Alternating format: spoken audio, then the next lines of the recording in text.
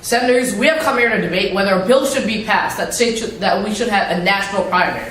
However, that is simply a bad idea for three main reasons. First, a longer campaign reduces the inevitability of candidates and lets underdogs rise. Second, the multiplier effect magnifies the benefits of campaign spending. And lastly, a longer campaign guards against voters' snap judgments. So first, a longer campaign reduces the inevitability of candidates and lets underdogs rise. Frank Partnoy, professor of law and finance at the University of San Diego in 2016, says a drawn-out campaign is also better for democracy because it reduces the sense of inevitability that can prevail in shorter elections.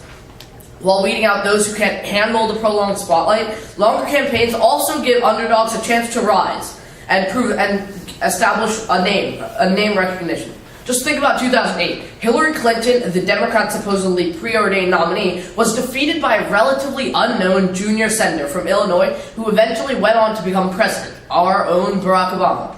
The multiplier effect magnifies the benefits of campaign spending.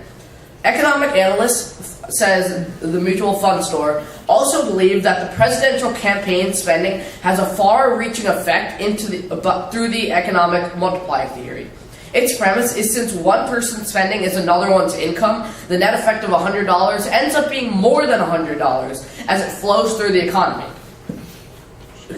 In the case of the presidential campaign spending, Obama's and Romney's teams spent a combined total of about $10.14 per registered voter during the 2012 presidential election race.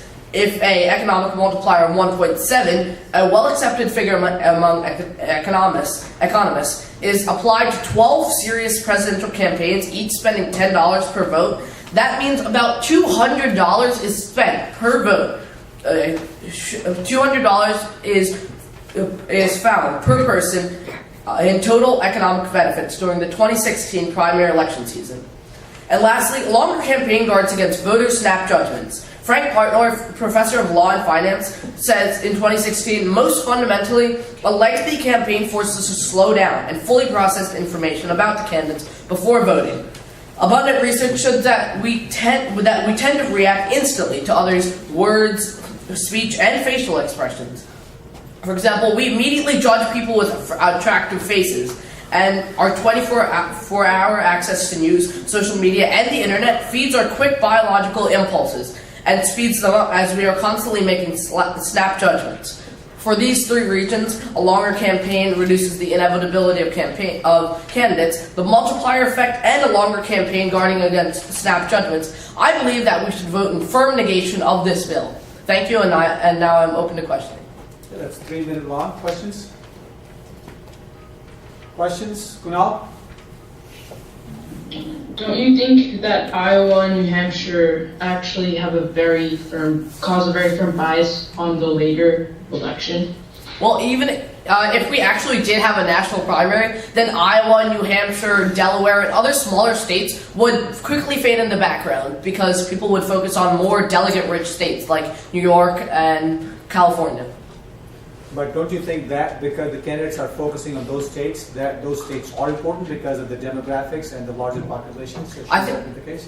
That may be true, but I think it's better for Iowa and New Hampshire to actually have a say rather than them quickly fading into the background and not really at all having a say.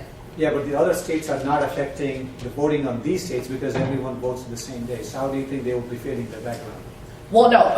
Candidates would in fact choose to go for New York, Ohio, and California rather than voting for the smaller states because they would get more delegates quicker. Is this concept too expensive? And who would fund the money to pay for it? Could you repeat the question? By having it on different dates, isn't it more expensive? And who would fund the money to pay for it?